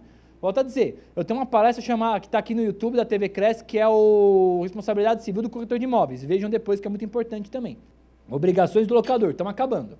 Entregar o imóvel em condições de uso. Garantir o uso pacífico do imóvel, respeitando o direito de posse do inquilino. Responder por problemas anteriores à locação. Ou seja, problema de vazamento, problema de piso, problemas que estavam antes da locação. Pagar taxas de administração à imobiliária. Quem paga é o locador, não é o locatário. Pagar impostos e taxas, premiação do seguro contra fogo, salvo se de forma expressa em contrário. Veja, pagar impostos, como eu falei agora há pouco de IPTU. O IPTU, a Fazenda Municipal, quem é o responsável para o pagamento de IPTU? Proprietário. Inquilino não. No entanto, você pode atribuir ao inquilino o pagamento de IPTU em contrato. Mas essa responsabilidade é particular entre vocês. Ela não se aplica ao poder público. Perante o poder público é você que paga. Agora, ele não pagou, eu tive que fazer um PPI, ou eu tive que purgar a mora na execução fiscal, ou qualquer coisa desse tipo, o que vai acontecer? Eu tenho um crédito para opor contra meu antigo inquilino, posso cobrar dele mediante ação de regresso, porque entre nós havia a responsabilidade dele de pagar. Eu paguei a dívida que era de terceiros. Deu para entender? Pagar despesas extraordinárias de condomínio. Ordinárias do proprietário, as extraordinárias do condomínio. Aí o que acontece? Vamos pensar da seguinte forma, tá? A despesa extraordinária do condomínio é dele. A ordinária é do inquilino. E se ele não paga a ordinária? Vamos adiantar aqui. Por despesas extraordinárias de condomínio, entende-se aquelas que não se referem aos gastos rotineiros da manutenção, especialmente obras que acrescentem na estrutura, pinturas de fachada, obras para repor condições de habitabilidade, indenizações trabalhistas. Eu já tive pessoa que me falou assim, olha, estão fazendo rateio para pagar a indenização trabalhista do porteiro. Sou eu que tenho que pagar o meu inquilino, não é você. Instalação de equipamento de segurança, de incêndio, telefonia, intercomunicação, de esporte e lazer, despesas com decoração, paisagismo na parte comum, ou seja, tudo que agrega valor ao condomínio. É a despesa extraordinária. Constituição de fundo de reserva, que foi o que a colega falou, despesa extraordinária. Obrigações do inquilino, pagar pontualmente o aluguel. Ah, não, mas vence dia 10, eu posso pagar dia 15. Não, você tem que pagar dia 10. Que vence dia 10, paga dia 15 o quê? Pensando que é a Casa Bahia? Servir-se como imóvel para o uso destinado. Ou seja, loquei um imóvel para locação residencial. Montei uma oficina de costura. Que beleza. Tá certo? Tá certo eu tomar um despejo, isso sim. Eu mudei a finalidade, o destino dele. Eu tirei uma locação residencial para comercial. Ao final, restituir da mesma forma que recebeu. Lógico, quando eu falo restituir da mesma forma que recebeu, algumas coisas são muito picuinha que as pessoas colocam. Por exemplo, eu pintei aqui, a parede estava entregue com uma tinta branca da Souvenir. Aí o cara pintou com uma parede branca, com uma tinta, tá bonita igual, mas é uma tinta com uma marca que não é Souvenir, não lembro, uma marca qualquer aí. Mas tá bom também. Não, mas não pode, tem que ser aqui na mesma condição. Isso aqui é umas brigas inúteis que acontecem, porque você vai alugar para outro. O que a primeira pessoa que entrar vai fazer, primeira coisa? Vai pintar o imóvel. Tá bom, tá habitável, não arruma picuinha. A menos que você queira que seja da Souvenir, aí não adianta. Ou então eu vou pintado com esmalte sintético, essa parede aqui tá com esmalte sintético, né? Deixa eu ver uma coisa, essa parede aqui acho que tá com esmalte sintético. Aí eu passo latex. Não, aí tá diferente, aí tá pior. Então o que tem que acontecer? Nas mesmas condições, por isso que é feita a vistoria. Avisar imediatamente ao locador qualquer dado ou turbação de terceiros. Qualquer problema do imóvel deve ser comunicado ou ao corretor, que é o intermediador, ou ao locador, imediatamente. Isso, ao corretor. Sob pena de ele depois ser responsável sobre isso daqui, porque ele não comunicou. Realizar reparos imediatos no imóvel ou instalações provocados por si, dependentes ou familiares. Quem tem que trocar a lâmpada? Eu. Quem tem que trocar o chuveiro? Eu. Isso aqui sou eu que tenho que fazer. A manutenção do imóvel é minha. A estrutura do imóvel é do proprietário. A manutenção do imóvel é do inquilino. Então, às vezes tem que falar assim, mas queimou o chuveiro aqui, vou ter que trocar. Manutenção do bem é sua, você que está usando. Não modificar a forma interna ou externa sem o consentimento prévio do locador. Vamos deixar para o final. Sem consentimento prévio do locador. Não modificar o imóvel. Entregar imediatamente ao locador documentos de cobrança, intimação, multas, ainda que dirigidas ao inquilino. Isso é obrigação próprio terreno. O que é obrigação próprio terreno? É a questão do condomínio, por exemplo, da despesa ordinária. Despesa ordinária de condomínio, quem vai pagar? Nós vamos ver daqui a pouco, é o inquilino. Ele não paga a despesa de condomínio ordinária. O que acontece? Vão cobrar ele? Não. Por quê? Isso aqui é chamado de obrigação próprio terreno. É a obrigação que segue a coisa, não a pessoa. Quem responde não é a pessoa, é o bem. Por isso que ele está na posse do bem. Ele está na posse do bem. Então ele está usando o bem para ele, não está pagando aquela obrigação inerente ao bem. Quem responde é o bem. Ah, mas o bem tem um proprietário que vai tomar o prejuízo. O proprietário que paga e entra com ação de regresso. Senão ele vai perder mesmo. A obrigação é próprio terreno. Então qualquer cobrança, multa, intimação, qualquer coisa acontecer, deve comunicar imediatamente o proprietário. Pagar consumos de água, luz, gás, etc. Permitir vistorias no imóvel quando agendadas previamente. Gente, previamente. O que isso quer dizer? Eu posso vistoriar no meu imóvel? Posso. Contanto que eu diga, fulano, estou indo aí vistoriar. Posso? Pode. Aí chega no dia seguinte, olha, gostei do seu cafezinho que você fez aí, foi um café bom, você deu uma xícara, uma caneca do Palmeiras para eu tomar, gostei daquela caneca, hein? Eu vou passar aí de novo. Pode passar. Aí fala assim, nossa, sua mulher fez um bolo de noz, eu adoro bolo de noz. Ó, quem me quiser me presentear, traz bolo de noz, que eu adoro bolo de noz. Fala, eu gostei do bolo de noz que sua mulher fez, estou indo aí agora. Posso? Pode. Rapaz, sua filha é uma gracinha, hein, meu? Ela ficou me olhando, eu vou ir de novo, só para dar uma paquerada nela. Já tá exagerando, não tá? O que acontece? Eu estou turbando a posse do inquilino. Eu estou atrapalhando a posse do inquilino. Aqui ele pode entrar com uma ação de manutenção de posse, porque eu estou turbando a posse dele. Você está me atrapalhando? Então aqui ele pode defender a posse dele judicialmente, impedindo que eu vá lá toda hora fazer vistorias. Por isso que eu posso fazer vistorias? Sim, desde que agendadas previamente. Vocês têm que ter inquilino que nem eu. Fui vistoriar o meu imóvel outro dia, lá que tá alugado. Falei, cara, prepara o PlayStation e uma cerveja aí que eu vou vistoriar o imóvel. Cumprir a convenção do condomínio e o seu regulamento. Inclusive, cumprir também as leis inerentes ao direito de vizinhança. Tá? Se você está, por exemplo, assim, numa casa, que é uma casa normal, não é condomínio, não é nada. Você pode ligar o som 3 horas da madrugada no último volume? Tem que respeitar o direito de vizinhança. Ah, mas eu moro aqui e faço o que eu quero. Escambau que você faz o que você quer, cara. Todo mundo que tem direito. Seu direito de se divertir acaba quando o meu direito de sossego começa, cara. Não é assim que a coisa funciona. Então, cumprir a convenção do condomínio e o direito de vizinhança também. Pagar as despesas ordinárias do condomínio. Gente, finalizei aqui a palestra. Peraí, rapidão. Fiquem aqui os meus contatos. Quem quiser... Apareceu aqui, não apareceu aqui os contatos. Ah, agora apareceu. Quanto é que custa atualmente uma ação de despejo em imóvel residencial? Você está falando de custas processuais, né? Honorários eu não posso falar, porque nós estamos aqui ao vivo, ficaria pela tabela do OB, mas as custas processuais ficam em 1% do valor da causa, mais ou menos, sendo que o valor da causa é 12 vezes o valor do último aluguel. 12 vezes o valor do aluguel, joga 1% ao valor das custas de distribuição. Depois, há mais algumas custas, mas são pequenas. A custa que pesa é essa daí. Qual é o valor que, caso você a administradora entra com uma notificação, uma ação contra o proprietário, por danos de latido de cachorro e os condôminos não aceitam? Que valor que você quer saber? Que qual é o valor que o proprietário deve pagar por essa primeira... Acho que tem uma notificação... Você está falando o valor da indenização. Exato. Tá. Veja aquela minha palestra que eu disse que está explicando isso, mas eu já te adianto que os valores de indenização, eles são subjetivos e eles não existem um padrão para valores de indenização. Ele pode ser de 1.000, 10, 500 reais, depende. É aplicada a subjetividade do juiz. É o juiz que fixa um valor de indenização. Mas aconselho a dar uma olhada nessa palestra que eu falei, que está na TV Cresce. As duas que eu falei são da TV Cresce.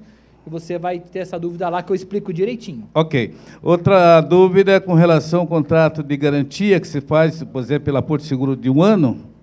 E vencendo o ano, o inquilino não quer renovar e ele quer continuar pagando por achar que durante os 12 meses ele foi pontual. Como é que eu faria para exigir essa garantia? Notifica ele que está sem garantia. Notificar ele sob pena de rescisão contratual e ação de despejo, porque está sem garantia. Posso pedir o despejo? Primeiro você notifica ele, né, para avisar, olha, você faz pelo menos o seu trabalho da boa-fé objetiva. Fala, olha, cara, você está sem garantia aqui, eu não posso deixar esse imóvel sem garantia, ou se arrumar uma garantia eu te boto na rua. Aí o proprietário corre um risco de um prejuízo, no caso dele sair e deixar algumas dívidas, coisa parecida. Prejuízo? Isso é o que realmente... Risco de prejuízo, é impossível você levar a zero um risco de prejuízo. Vamos lá. Em caso do imóvel estar alienado ou hipotecado, pode ser alugado? Pode, sem problema nenhum. Isso aí não importa. Eu não posso vender o imóvel. Alugar eu posso. A mesma coisa, eu preciso abrir inventário para alugar o imóvel? Não. Minha dúvida é sobre o cheque calção. Cheque calção. O locador, ele deposita esse cheque ou ele só mantém a posse do cheque até o findar o contrato? Cara, isso é um problema, porque o cheque calção ele vai ficar como uma garantia. Se ele depositar, manter em conta, beleza. Eu acho que ele não fugiu do que tinha que ser. Se o cheque calção estiver lá sem prazo e ele conseguir manter, tanto faz. O que não pode acontecer nessa questão do calção é, qual que é a regra do depósito em garantia? Eu não posso utilizar o dinheiro. Às vezes o erro do locador é falar o seguinte, não, eu vou utilizar desse dinheiro e no final abato 3 meses dele da locação. Não. E se ele não quiser? E se ele quiser sair e quiser o dinheiro de volta? O que a lei fala? Você tem que manter o dinheiro em caderneta de poupança e depois dar o dinheiro de volta com correção monetária. Bom dia. Bom dia. A minha dúvida é sobre a questão que você falou de a gente aluga para fim residencial. Então, como é que fica aquela pequena prestação de serviço? Por exemplo, eu aluguei para uma pessoa e ela é manicure na hora vaga e faz a unha dentro do apartamento dela, ou aquele cara que é o marido de aluguel. Ele não pode fazer nenhum tipo de atividade morando no imóvel, mas não ele acaba usando a estrutura. Como fica nesse caso? Certo, ótima pergunta sua. O que acontece? Isso é uma situação muito subjetiva. Por quê? Ele está, dentro dessa atividade dele, alterando a função do imóvel para comercial. Se ele estiver alterando a função do imóvel para comercial, ele não pode. Agora, aquela manicure que uma vez por semana recebe uma visita e faz uma unha na casa dela. Ela não está alterando a função, ela continua residindo lá, ela não está usando aquele imóvel para comércio. Aquilo é uma situação. O que ela não pode é mudar a situação. Por exemplo, a pessoa aluga um imóvel. Você, corretora, você aluga um imóvel, você vai trabalhar da sua casa. O que você não pode é ficar recebendo clientes lá. Por quê? Você vai colocar pessoas de fora no seu imóvel. Uma ou outra é uma situação. O que você não pode ter uma rotatividade de pessoas fora de imóvel. Entendeu? Por exemplo, eu tenho uma amiga minha que ela é advogada, ela montou um escritório no conjunto que ela mora, no apartamento dela. Ela atende na casa dela, legal. Só que pessoas assim, de fora, ela atende num France Café, ela atende num shopping, ela atende fora. Ela não atende na casa dela, mas ela tem uma salinha lá com o escritóriozinho dela. Entendeu? Mas ela não atende clientes rotativos no escritório dela. Você não pode mudar a destinação de imóvel. A partir de que momento no contrato o fiador pode pedir exoneração? Qualquer momento. Qualquer momento. A lei não fala a partir deste ou daquele momento. A lei fala que ele pode pedir exoneração estando responsável por 120 dias. Meu nome é Fábio. São duas perguntas rapidinhas. Você falou que o proprietário não pode pedir o imóvel até acabar o contrato. Isso. Agora, não, até acabar o prazo contratual. Prazo contratual, correto. Agora, vamos supor, ele tem 2 imóveis, ele mora com a esposa e o casal aluga o outro imóvel. Aí ele se separa, entendeu? Ele se separa e ele precisa de uma casa para ele morar. Ele quer pedir para uso próprio. Para uso próprio. Não, você está dentro do prazo, não. Nem dentro do prazo? Problema dele. Tá. Que beleza, beleza. Bem assim, problema dele, vai respeitar o prazo. O que ele pode fazer? Inquilino, vem cá. Cara, tô separado. Dá pra gente fazer alguma coisa aqui? Aí o inquilino às vezes também, não tô afim de ficar aqui, não gostei, tem uma feira livre na porta da minha casa. Resolve por mútuo acordo. Perfeito. Agora, ele querer pedir o imóvel porque ele precisa, problema dele, vai esperar o prazo. Quando você entra com ação de despejo e tem inquilinos que têm filhos menores de idade, existe algum grau de dificuldade ou não tem nada a ver? É muito comum o inquilino falar assim, manda o despejo. Eu já tive um inquilino que bateu no peito e falou assim, manda o despejo aqui, que eu tenho criança pequena, não vai pra rua. Bateu o oficial de justiça, foi todo mundo pro olho da rua. Então não existe essa defesa. Ó, uma coisa legal, sua pergunta foi excelente, porque muitas pessoas caem nisso. Não, mas tem filho pequeno, não sei o quê. Não interessa. Qual é a sua obrigação no imóvel? Pagar o aluguel. Se eu não estou pagando aluguel, vai pro olho da rua. Numa ação de despejo, qual é a única defesa que o inquilino tem? Eu não estou inadimplente, eu paguei o aluguel. Ou então, estive impossibilidade de pagar o aluguel por um motivo muito bom, está aqui. Ou ele vai purgar a mora e de qualquer jeito vai purgar a mora. Enquanto perdurar a inadimplência, ele não pode ficar de imóvel. Agora, se eu tenho filho pequeno, se eu tenho idoso, se eu estou desempregado, se eu estou doente, se eu estou passando fome, fico muito triste por você, mas vá para a rua. Porque o proprietário também necessita desse valor. Com certeza. Às vezes a aposentadoria da pessoa é aquela casa, né? Exatamente. Então, não, isso aí não existe. A pessoa vai para a rua mesmo. Ok. Doutor, muito obrigada pela palestra. Eu que agradeço. Assista também, colegas, repitam aqui. Obrigado, doutor.